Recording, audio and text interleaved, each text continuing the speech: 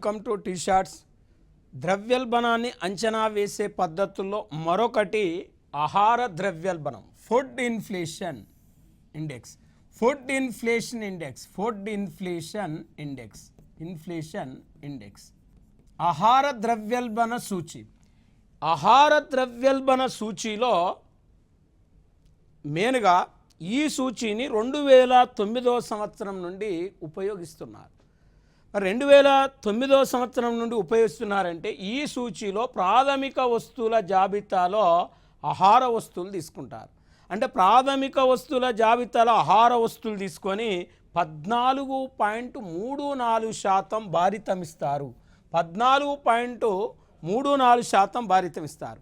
తయారీ వస్తువుల జాబితాలో ఆహార ఉత్పత్తులకు ఇక్కడ 9.97% ఇస్తారు.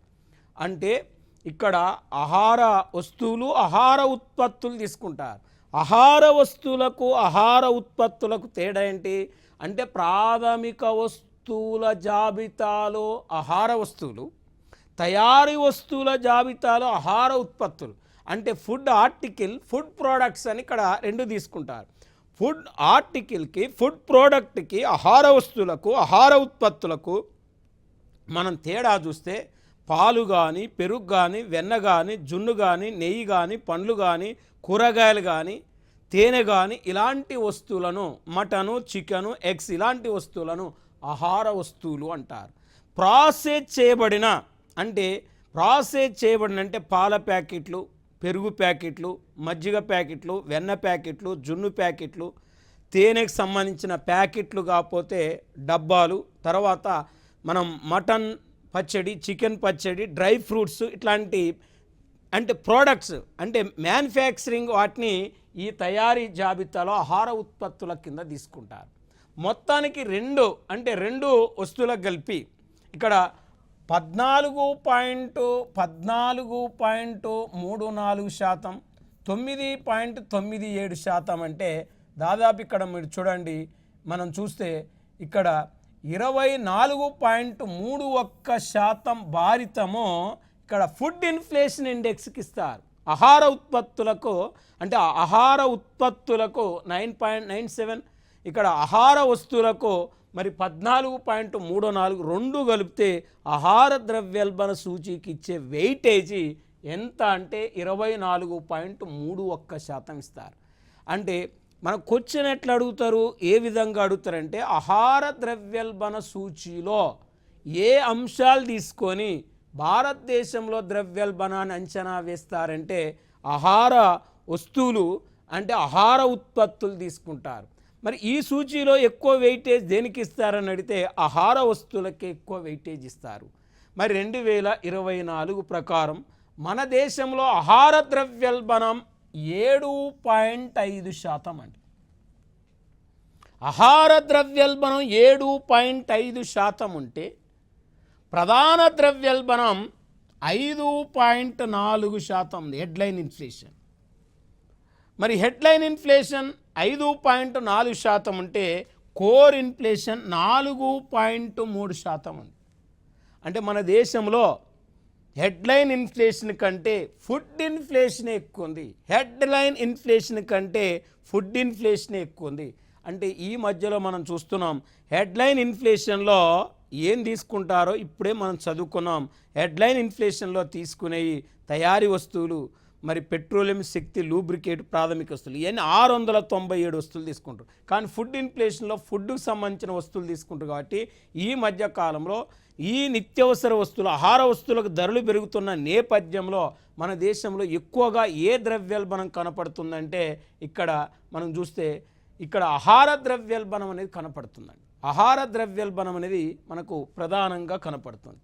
మరి ఇక్కడ జనరల్గా మనం చూస్తే ఇది కోర్ ఇన్ఫ్లేషన్ అతి తక్కువగా ఉంది, 4.3% ఉంది కోర్ ఇన్ఫ్లేషన్ అనేది.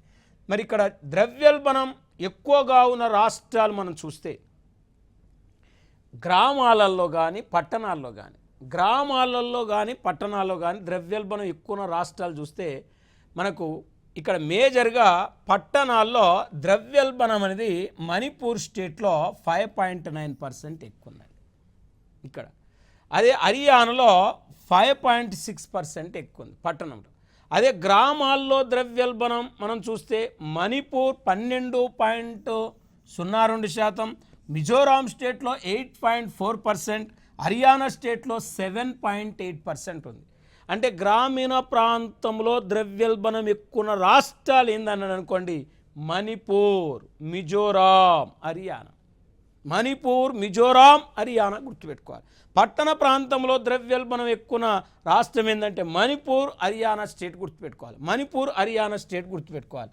ఇక్కడ నెక్స్ట్ మరి ద్రవ్యోల్బణం ఎక్కువగా ఉన్న దేశాలు మనం తీసుకుంటే 2024 ప్రకారం ఇక్కడ అర్జెంటీనా దేశంలో హైయెస్ట్ ఇన్ఫ్లేషన్ ఉంది. 271.5% ఇన్ఫ్లేషన్ అర్జెంటీనా దేశంలో మనకు ప్రధానంగా కనపడుతుంది. అంటే 271% అంటే చూడండి, మన దేశంలో 5% ద్రవ్యోల్బణం ఉంటే అర్జెంటీనాలో 271.5% ఉంటే సౌత్ సూడాన్లో 146.6% ద్రవ్యోల్బణం ఉంది.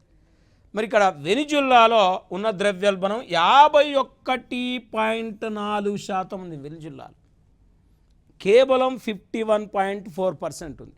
అంటే అర్జెంటీనా, సౌత్ సూడాన్, వెనిజుల్లా దేశంలో ఇక్కడ ద్రవ్యోల్బణం అనేది ఎక్కువగా కనపడుతుంది.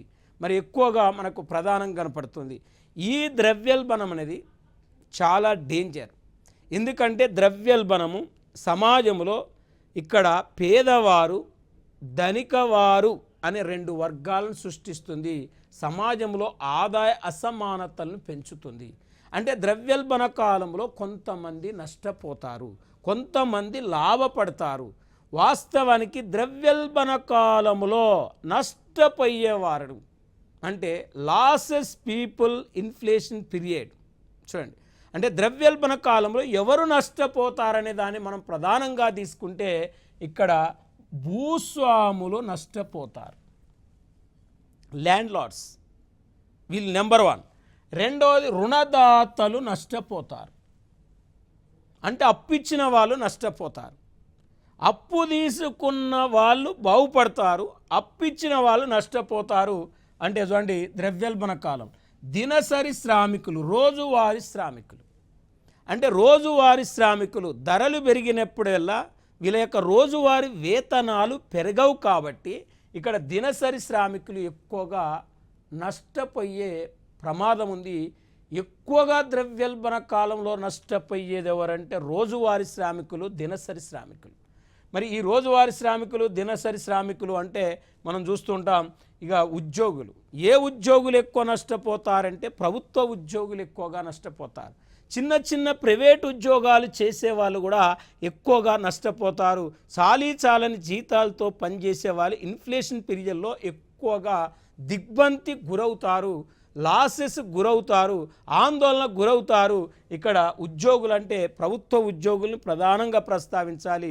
ప్రైవేట్ రంగంలో చిన్న చిన్న ఉద్యోగాలు చేసేవాళ్ళు ఎక్కువగా నష్టపోతారు ద్రవ్యోల్బణ కాలం. తర్వాత మధ్య తరగతి వారు, మిడిల్ క్లాస్ పీపుల్, అంటే ద్రవ్యోల్బణం ఎక్కువగా ఎవరిని సఫర్ చేస్తుందంటే మిడిల్ క్లాస్ వాళ్ళ మీద, మధ్య తరగతి వాళ్ళ మీద ఎక్కువ ప్రభావం చూపుతుంది.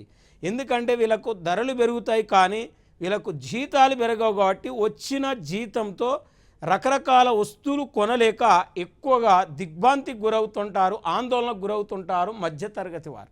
మరి మధ్యతరగతి వారి మీద ఎక్కువ ఇంపాక్ట్ అనేది చూపెడుతుంది ఇన్ఫ్లేషన్ అనేది. జనరల్గా మనం ఒక్కసారి చూస్తే అగ్రికల్చర్ లేబర్, వ్యవసాయ కూలీలు, ఈ వ్యవసాయ కూలీలు, మరి వ్యవసాయ కూలీలు జనరల్గా మనం ఒక్కసారి చూస్తే వీళ్ళను కూడా రోజువారీ కూలీలు అంటాం. మరి వాళ్ళకు ధరలు పెరిగినప్పుడల్లా వేతనాలు పెరగవు. కాబట్టి ఇక్కడ వ్యవసాయ కూలీలు కూడా నష్టపోతారు ద్రవ్యోల్బణ కాలంలో. ఇంకా చిన్న రైతులు అంటే చిన్న సన్నకారు రైతులు అంటాం. ఈ చిన్న సన్నకారు రైతులు ఎందుకు నష్టపోతారంటే ఇక్కడ వాస్తవానికి వీళ్ళకు మెయిన్గా పెద్ద రైతులు ధరలు తక్కువన్నప్పుడు మెయిన్గా ఏమవుతారంటే వాళ్ళు స్టాక్ ఇక్కడ అంటే ఉత్పత్తిని ఆపేస్తారు. ధరలు పెరగగానే వాళ్ళు అమ్ముకుంటారు. అంటే ఎక్కువ ధరలు పెరిగే వరకు వీళ్ళు అప్పటి వరకు ఆగరు. కాబట్టి చిన్న సన్నకారు రైతులు నష్టపోతారు. స్థిర ఆదాయం గల వాళ్ళంటే ఫిక్స్డ్ ఇన్కమ్ గ్రూప్ అంటే ఎవరు వస్తారంటే ఉద్యోగులు, ప్రభుత్వ ఉద్యోగులు రావచ్చు, పెన్షన్దారులు రావచ్చు, ప్లస్ ఇంటి అద్దె మీద బతికే వాళ్ళు రావచ్చు, అంటే తర్వాత వడ్డీ కప్పులు ఇచ్చి బతికే వాళ్ళు రావచ్చు. వీళ్ళని ఫిక్స్డ్ ఇన్కమ్ గ్రూప్ అంటామండి. అంటే ధరలు పెరిగినప్పుడల్లా వీళ్ళు ఎందుకు నష్టపోతారంటే ధరలు పెరిగినప్పుడల్లా ఇంటి అద్దె పెంచరు, వడ్డీలు పెరగవు, ప్లస్ గవర్నమెంట్ ఉద్యోగులకు జీతాలు పెరగవు, పెన్షన్దారులకు పెన్షన్ పెరగదు. కాబట్టి ఈ స్థిర ఆదాయం గల వర్గాల వాళ్ళు ఎక్కువగా నష్టపోయే ప్రమాదం ఉంది. మరి ఇప్పుడు నెక్స్ట్ మనం చూస్తే ద్రవ్యోల్బణ కాలంలో లాభపడేవారు ఎవరు లాభపడతారు అంటే నల్లధనందారులు, బ్లాక్ మనీ హోల్డర్స్ లాభపడతారు. అంటే బ్లాక్ మనీ ఉంటుంది కాబట్టి వీళ్ళకి ధరలు పెరిగినా వీళ్ళ మీద ఎలాంటి ఇంపాక్ట్ అనేది చూపదు. తర్వాత ఉత్పత్తిదారులు, ధరలు పెరిగినప్పుడు వీళ్ళ ఆదాయం పెరుగుతుంది కాబట్టి వీళ్ళు లాభపడతారు. పెద్ద రైతులు ధరలు పెరిగినప్పుడు ఎక్కువ బెనిఫిట్ పొందుతారు. ఎందుకంటే చిన్న రైతులు ధరలు పెరిగే వరకు వాళ్ళు సరుకును నిల్వ చేసుకోరు, వాళ్ళకి చేతి ఖర్చుల నిమిత్తం డబ్బు అవసరం ఉంటుంది కాబట్టి ఎంతో కొంత ధరకు వాళ్ళు పంటను అమ్మేసుకుంటారు. ధరలు పెరిగే వరకు వాళ్ళు ఆగరు కాబట్టి ఈ పెద్ద రైతులు వాళ్ళు ధరలు పెరిగే వరకు పంటను నిల్వ చేసుకుంటారు కాబట్టి ధర పెరగానే అమ్ముకుంటారు కాబట్టి పెద్ద రైతులు లాభం పొందుతారు. మరి చర ఆదాయం గల వాళ్ళు, చర ఆదాయం గల వాళ్ళు అంటే మనం చూస్తే రకరకాల ఇన్కమ్ ఉన్న వాళ్ళని చర ఆదాయం గల వాళ్ళు అంటాం. ఎగ్జాంపుల్ రకరకాల ఆదాయం ఉన్న వాళ్ళని చర ఆదాయం గల వాళ్ళు అంటాం. అంటే ఇప్పుడు డాక్టర్స్ వండి చూడటం వల్ల ఆయనకు ఆదాయం వస్తుంది, టెస్టుల ద్వారా ఆయనకు ఆదాయం వస్తుంది, మెడికల్ షాపుల ద్వారా అంటే మందులు రాయటం వల్ల పర్సెంటేజ్ ద్వారా ఆదాయం వస్తుంది, గెస్ట్ డాక్టర్లుగా వెళ్ళినప్పుడు ఆదాయం వస్తుంది, దాన్ని చర ఆదాయం అంటాం. ఒక గవర్నమెంట్ టీచర్ గవర్నమెంట్ స్కూల్లో పాఠం చెప్పడం వల్ల ఆదాయం వస్తుంది, ప్రైవేట్గా ట్యూషన్లు చెప్పుకోవడం వల్ల ఆదాయం వస్తుంది, రియల్ ఎస్టేట్ వ్యాపారం చేయడం వల్ల ఆదాయం వస్తుంది, ఫైనాన్స్ నడుపుకోవడం వల్ల ఆదాయం వస్తుంది. ఇలాంటి వాటిని రకరకాల వృత్తుల ద్వారా వచ్చే ఆదాయం గల వారిని చర ఆదాయము అంటారు. చర ఆదాయం గల వాళ్ళకు ధరలు పెరిగినప్పటికీ పెద్దగా నష్టపోరు. అంటే వేరే బుల్ ఇన్కమ్ గ్రూప్ వాళ్ళు ఎక్కువగా ప్రాఫిట్ పొందుతారు ద్రవ్యోల్బణ కాలంలో. ధనికులు కూడా లబ్ధి పొందుతారు. ఇంకా అంచనా వ్యాపారులు అంటే భవిష్యత్తులో ధరలు పెరుగుతాయని ప్రస్తుతం ఏ వస్తువునైనా తక్కువ ధర కొని నిలబెట్టుకొని ఎక్కువ ధర పెరగానే అమ్ముకునే వారిని అంచనా వ్యాపారులు అంటాం. వీళ్ళు ఎక్కువగా లాభ పొందే అవకాశం ఉంది కాబట్టి వీళ్ళు ఇక స్మగ్లింగ్ కూడా చేసే వాళ్ళు కూడా ఎక్కువగా లాభపడతారు. తక్కువ ధరలకే లైసెన్స్ లేకుండా విదేశాల నుంచి వస్తువులను ఇంపోర్ట్ చేసుకొని ఎక్కువ ధరలకు అమ్మి ప్రాఫిట్ పొందుతారు. కాబట్టి ఈ దొంగ రవాణా చేసేవారు కూడా లాభపడతారు. ఇక కౌలు రైతులు లాభపడతారు, మరి బెనిఫిట్ పొందుతారు. మరి రుణదాత నష్టపోతాడు అంటున్నాం, రుణగ్రహీత లాభపడతాడని చెప్పినాం. రుణదాత నష్టపోతాడు, రుణగ్రహీత బాగుపడతాడు. ఇది చాలాసార్లు పోటీ పరీక్షల్లో ఈ బిట్టు రావటం జరిగింది. మరి చాలాసార్లు పోటీ పరీక్షల్లో ఈ బిట్ వచ్చిందంటే పదే పదే గుర్తుపెట్టుకోండి. ద్రవ్యోల్బణ కాలంలో అప్పు తీసుకున్న వాళ్ళు బాగుపడతారు, రుణగ్రహీతలు. అప్పు ఇచ్చిన వాళ్ళు నష్టపోతారు. ఎందుకంటే ఎగ్జాంపుల్ ఇది బాగా మనం ఆన్సర్ ఎగ్జామ్లలో ప్రతి పోటీ పరీక్షల్లో ప్రతి జనరల్ స్టడీస్లో చాలాసార్లు ఇప్పటివరకు కాంపిటేటివ్ ఎగ్జామ్లో ఈ బిట్ అడిగాడు. కానీ చాలామంది రుణదాత దిద్దుతారు కానీ రుణగ్రహీత దిద్దట్లేదు. పదే పదే గుర్తుపెట్టుకోండి, అప్పు ఇచ్చిన ఆయన నష్టపోతాడు, అప్పు తీసుకున్న ఆయన బాగుపడతాడు. ఎగ్జాంపుల్ ఒక ఆయన రుణదాత అప్పు ఇచ్చాడు. ఎగ్జాంపుల్ ఇప్పుడు 100 బస్తాల ధాన్యం అమ్మిండు, ఒక బస్తా 1000 రూపాయలు అమ్మి రుణగ్రహీతకు అప్పిచ్చాడు, 1,00,000 రూపాయలు అప్పిచ్చాడు, 1,00,000 రూపాయలు అప్పిచ్చాడు. ఎగ్జాంపుల్ అంటే 100 బస్తాల ధాన్యం అమ్మిండు, ఒక బస్తా ధాన్యం 1000 రూపాయలు ప్రజెంట్. అంటే 1,00,000 రూపాయల అప్పు ఈ రుణదాత రుణగ్రహీతకి ఇస్తే ఆఫ్టర్ 1 ఇయర్ తర్వాత 2 రూపీస్ ఇంట్రెస్ట్ లెక్క రుణదాతకు 24,000 వడ్డీ, అసలు 1,24,000 ఇచ్చాడు. మరి ఇప్పుడు వాస్తవానికి ఇప్పుడు ధాన్యం ధర 1 ఇయర్ తర్వాత 1,500కు పెరిగింది. ఇప్పుడు ధాన్యం అమ్ముకుంటే 1,50,000 రూపాయలు వచ్చేది. అంటే ధాన్యం అమ్మి ఇవ్వటం వల్ల 24,000 రూపాయలు, 26,000 రూపాయలు ఇక్కడ ఈ దాత నష్టపోయిండు.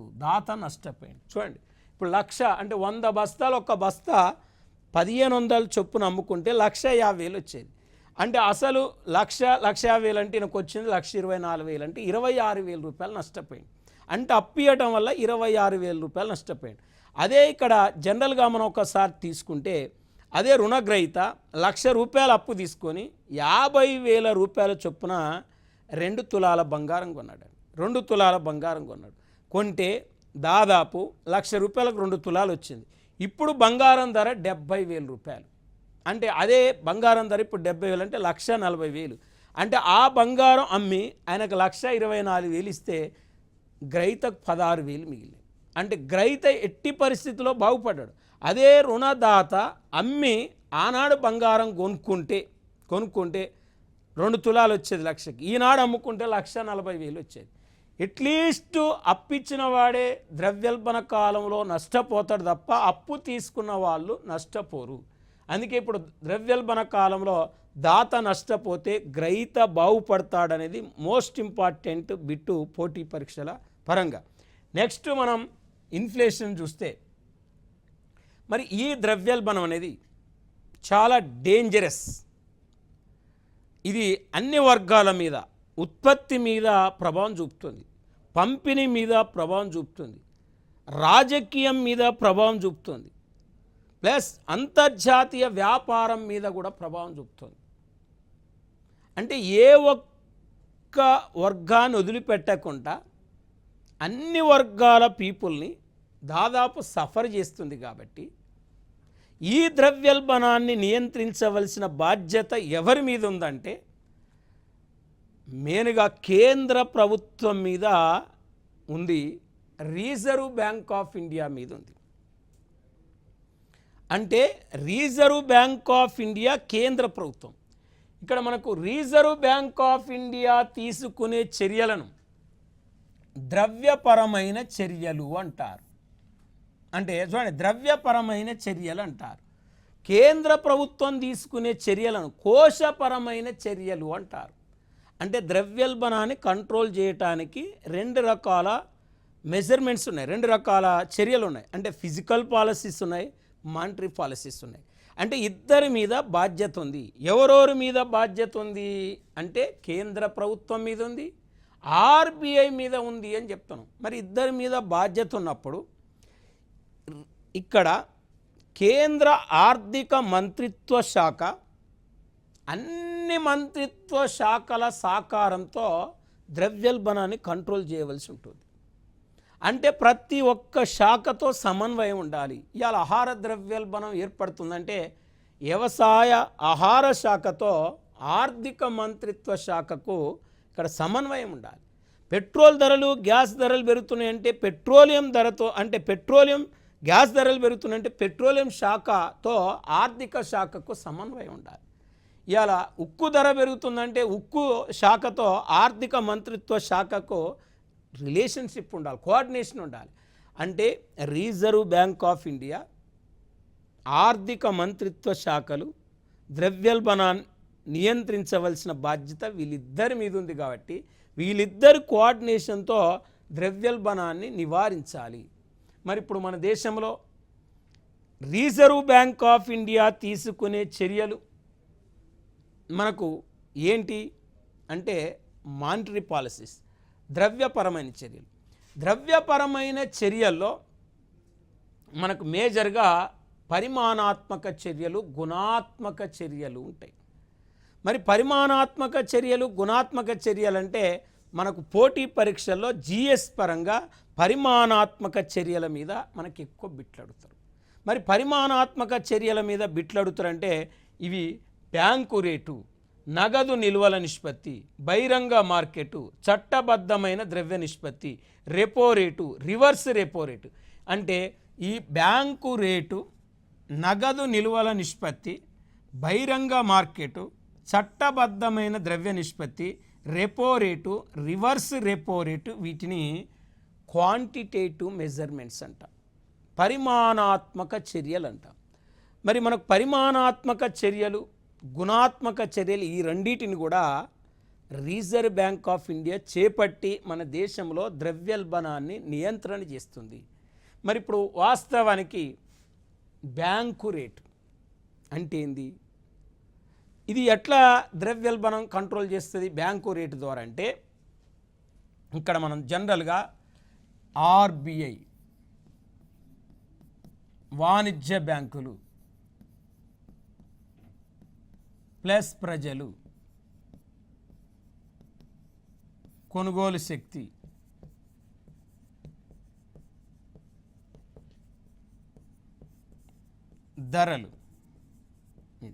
ధరలు ఇలా ఉంటుంది. అంటే బ్యాంకు రేట్ అనే కాన్సెప్ట్ మనకు తెలవాలి. బ్యాంకు రేట్ అనే కాన్సెప్ట్ మనకు తెలవాలంటే బ్యాంకు రేట్ అంటే రిజర్వ్ బ్యాంకు నుండి వాణిజ్య బ్యాంకులు అప్పు తీసుకున్నందుకు చెల్లించే వడ్డీ రేటును బ్యాంకు రేట్ అంటాం. అంటే రిజర్వ్ బ్యాంకు నుండి వాణిజ్య బ్యాంకులు అప్పు తీసుకున్నందుకు వాణిజ్య బ్యాంకులు ఆర్బీఐకి చెల్లించే వడ్డీ రేటే బ్యాంకు రేట్. రిజర్వ్ బ్యాంకు నుండి వాణిజ్య బ్యాంకులు అప్పు తీసుకుంటే అంటున్నాం, తీసుకున్నందుకు వాణిజ్య బ్యాంకులు రిజర్వ్ బ్యాంకు చెల్లించే వడ్డీ రేటు బ్యాంకు రేటు అని చెప్తున్నాం.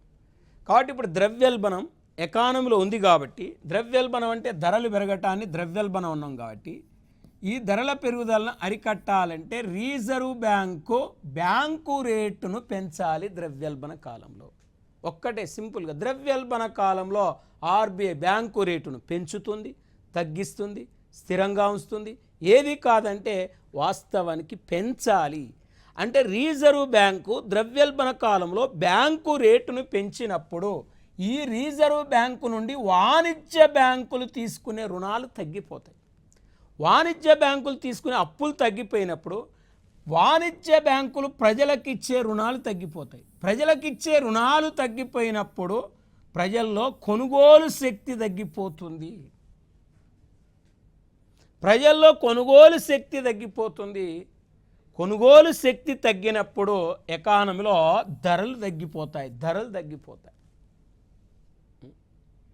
ఆ విధంగా బ్యాంకు రేటును రిజర్వ్ బ్యాంక్ ఆఫ్ ఇండియా ద్రవ్యోల్బణ కాలంలో పెంచుతుంది. మరి ఇది ఒకటి. నగదు నిలువల నిష్పత్తి అంటే నగదు నిలువల నిష్పత్తి అంటే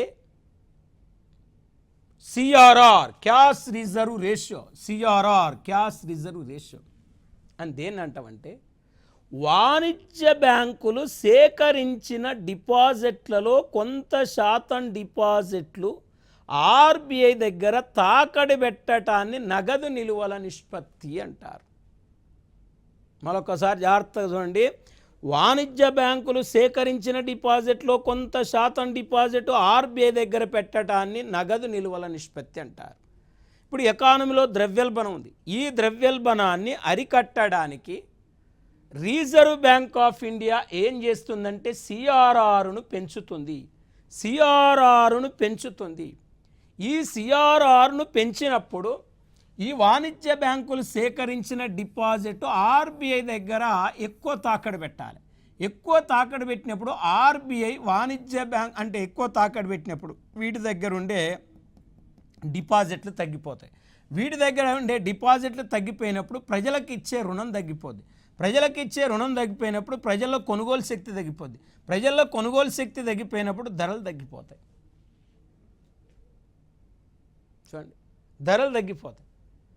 మరి ఈ విధంగా ద్రవ్యోల్బణ కాలంలో ఏం చేస్తుందంటే సిఆర్ఆర్ను ఆర్బీఐ పెంచుతుంది. బహిరంగ మార్కెట్, ఓపెన్ మార్కెట్ అంటాం. అంటే కేంద్ర ప్రభుత్వం తరఫున రిజర్వ్ బ్యాంక్ ఆఫ్ ఇండియా మార్కెట్లో ప్రభుత్వ సెక్యూరిటీలను కొనటాన్ని అమ్మటాన్ని బహిరంగ మార్కెట్ అంటాం. కేంద్ర ప్రభుత్వ సెక్యూరిటీలను మార్కెట్లో అమ్మటాన్ని కొనటాన్ని బహిరంగ మార్కెట్ అంటామండి. అంటే కేంద్ర ప్రభుత్వం దగ్గర డబ్బులు లేనప్పుడు కేంద్ర ప్రభుత్వం తమ యొక్క ద్రవ్య అవసరాలు తీర్చుకోవడం కోసం ప్రభుత్వ సెక్యూరిటీలను ముద్రించి ఆర్బీఐకి ఇస్తే ఆర్బీఐ ద్రవ్య మార్కెట్లో అమ్ముతుంది. అమ్మి కేంద్ర ప్రభుత్వ అవసరాలు తీరుస్తుంది. ఇప్పుడు ఎకానమీలో ఇన్ఫ్లేషన్ ఉంది కాబట్టి, ఎకానమీలో ద్రవ్యోల్బణం ఉంది కాబట్టి మెయిన్గా ఈ ఇన్ఫ్లేషన్ కంట్రోల్ చేయడానికి, ఈ ద్రవ్యోల్బణాన్ని అరికట్టడానికి ఏం చేస్తుందంటే ప్రభుత్వం ఈ బహిరంగ మార్కెట్లో రిజర్వ్ బ్యాంక్ ఆఫ్ ఇండియా ప్రభుత్వ సెక్యూరిటీలను ప్రజలకు అమ్మాలి, లేకపోతే బ్యాంకులకు అమ్మాలి. అమ్మినప్పుడు ప్రజలు కొనుక్కుంటారు, అప్పుడు ప్రజల దగ్గర డబ్బు ఉండదు, అప్పుడు కొనుగోలు శక్తి తగ్గిపోతుంది. లేకపోతే ఆర్బీఐ ప్రభుత్వ సెక్యూరిటీలు వాణిజ్య బ్యాంకులకు అమ్మినప్పుడు వాణిజ్య బ్యాంకులు ఈ సెక్యూరిటీలు కొనుక్కోవడం వల్ల వాణిజ్య బ్యాంకుల దగ్గర డబ్బు లేకపోవడం వల్ల ప్రజలకు ఇచ్చే రుణాలు తగ్గిపోయి ప్రజల కొనుగోలు శక్తిపై కొనుగోలు శక్తి తగ్గి ధరలు తగ్గిపోతాయండి. అంటే వాస్తవానికి ద్రవ్యోల్బణ కాలంలో ప్రభుత్వ సెక్యూరిటీలను అమ్మాలి. తర్వాత మనం చట్టబద్ధమైన ద్రవ్య నిష్పత్తి అంటే 1949 బ్యాంకింగ్ రెగ్యులేషన్ చట్టం సెక్షన్ 24 ప్రకారం వాణిజ్య బ్యాంకులు సేకరించిన డిపాజిట్లో కొంత శాతం డిపాజిట్ వాణిజ్య బ్యాంకులు తమ దగ్గర ఉంచుకోవటాన్ని ఇక్కడ స్టాట్యుటరీ లిక్విడిటీ రేషియో ఎస్ఎల్ఆర్ అంటారు. అంటే వాణిజ్య బ్యాంకులు సేకరించిన డిపాజిట్లో కొంత శాతం డిపాజిట్ వాణిజ్య బ్యాంకులు తమ దగ్గర ఉంచుకోవడాన్ని ఎస్ఎల్ఆర్ అంటారు. ఆ ఎస్ఎల్ఆర్ని నిర్ణయించే అధికారం కూడా రిజర్వ్ బ్యాంక్ ఆఫ్ ఇండియాకు ఉంది. మరి ఇప్పుడు ద్రవ్యోల్బణం ఉంది కాబట్టి కాలంలో ఈ ధరల పెరుగుదలను అరికట్టడానికి ఎస్ఎల్ఆర్ను ఆర్బీఐ పెంచుతుంది. ఎస్ఎల్ఆర్ను ఆర్బీఐ పెంచినప్పుడు వాణిజ్య బ్యాంకులు తమ దగ్గర ఎక్కువ డిపాజిట్లు పెట్టుకోవాలి. ఎక్కువ డిపాజిట్లు పెట్టుకున్నప్పుడు ప్రజలకు ఇచ్చే రుణాలు తగ్గిపోయి కొనుగోలు శక్తి తగ్గి ధరలు తగ్గిపోతాయి ఎకానమీలో. మరి ఇది ఒకటి. ఈ ఎస్ఎల్ఆర్ను 1962లో ఎస్ఎల్ఆర్ను ప్రవేశపెడితే ఇక్కడ సిఆర్ఆర్ను 1956లో ఆర్బీఐ ప్రవేశపెట్టింది. మరి రెపో రేటు దీన్ని 1992లో ప్రవేశపెట్టింది ఆర్బీఐ. రివర్స్ రెపో రేటు 96లో ప్రవేశపెట్టింది ఆర్బీఐ. రెపో రేట్ అంటే వాణిజ్య బ్యాంకులు 3 నుండి 14 రోజుల కాల వ్యవధికి స్వల్పకాలిక రుణాలు ఆర్బీఐ నుండి తీసుకుంటాయి.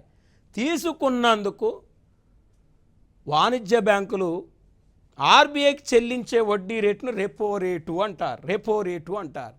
అంటే ఇప్పుడు రెపో రేటును ఆర్బీఐ పెంచినప్పుడు ఈ ఆర్బీఐ నుండి వాణిజ్య బ్యాంకులకు వచ్చే రుణాలు తగ్గిపోయి ప్రజలకు రుణశక్తి తగ్గిపోయి కొనుగోలు శక్తి తగ్గి ధరలు తగ్గి ఇక్కడ ద్రవ్యోల్బణం అనేది కంట్రోల్ అవుతుంది.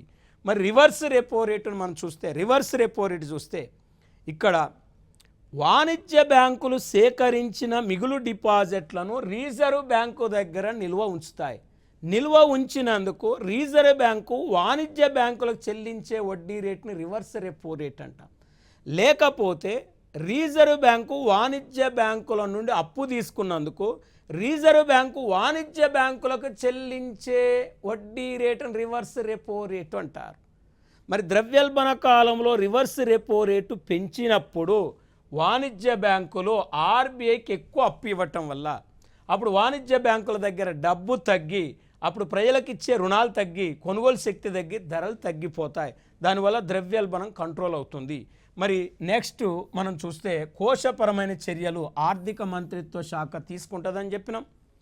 ప్రభుత్వ ఆదాయం మెయిన్గా పన్నుల ద్వారా వస్తుంది కాబట్టి ద్రవ్యోల్బణ కాలంలో ప్రత్యక్ష పన్నులు పెంచాలి, పరోక్ష పన్నులు తగ్గిస్తే ద్రవ్యోల్బణం కంట్రోల్ అవుతుంది. డైరెక్ట్ ట్యాక్సెస్ పెంచాలి, ఇండైరెక్ట్ ట్యాక్సెస్ తగ్గించాలి. ప్రభుత్వ వ్యయం రెవెన్యూ వ్యయం ఉంటుంది, మూలధన వ్యయం ఉంటుంది. ద్రవ్యోల్బణ కాలంలో డెవలప్మెంట్ మీద చేసే మూలధన వ్యయాన్ని పెంచాలి, నాన్ డెవలప్మెంట్ మీద చేసే రెవెన్యూ వ్యయాన్ని తగ్గించినట్లయితే ద్రవ్యోల్బణం కంట్రోల్ చేయొచ్చు. మరి ప్రభుత్వ రుణం ద్రవ్యోల్బణ కాలంలో ప్రభుత్వము ప్రజల నుండి రుణాన్ని సేకరించినట్లయితే ద్రవ్యోల్బణం అనేది కంట్రోల్ అవుతుంది. మరి ఈ విధంగా అంటే ప్రత్యక్ష పన్నులు పెంచాలి, పరోక్ష పన్నులు తగ్గించాలని చెప్పినాం. ఇక్కడ రెవెన్యూ వ్యయాన్ని తగ్గించాలి, మూలధన వ్యయాన్ని పెంచాలి. అంటే రెవెన్యూ వ్యయము నాన్ డెవలప్మెంట్ మీద చేసేదను, మూలధన వ్యయము డెవలప్మెంట్ మీద చేసేదను. అందుకే మూలధన వ్యయం పెంచాలను. ప్రభుత్వం ద్రవ్యోల్బణ కాలంలో ప్రజల నుండి రుణాలు సేకరించినట్లయితే ప్రభుత్వం ప్రజల నుండి రుణాలు సేకరిస్తే ప్రజల దగ్గర డబ్బు లేకపోవడం వల్ల కొనుగోలు శక్తి తగ్గి ఎకానమీలో ధరలు తగ్గిపోతాయి. నెక్స్ట్ మనం చూస్తే ఇక్కడ 2024 సెప్టెంబర్ 18 నాటికి మన దేశంలో వాస్తవానికి ద్రవ్యోల్బణాన్ని మనం పరిశీలిస్తే బ్యాంకు రేటు 6.75 6.75 ఉంది. రెపో రేటు 6.50 ఉంది. రివర్స్ రెపో రేటు 3.35 ఉంది. సిఆర్ఆర్ 4.5% ఉంటే ఎస్ఎల్ఆర్ 18% ఉంది. 18% ఉంది. Bank rate 6.75, repo rate 6.50, reverse repo rate 3.35, మరి సిఆర్ఆర్ 4.5, ఎస్ఎల్ఆర్ 18%గా ఉంది. ఇది ద్రవ్యోల్బణానికి సంబంధించిన టాపిక్. మనం పూర్తి వివరాలతో ద్రవ్యోల్బణం గురించి నేర్చుకోవటం జరిగింది.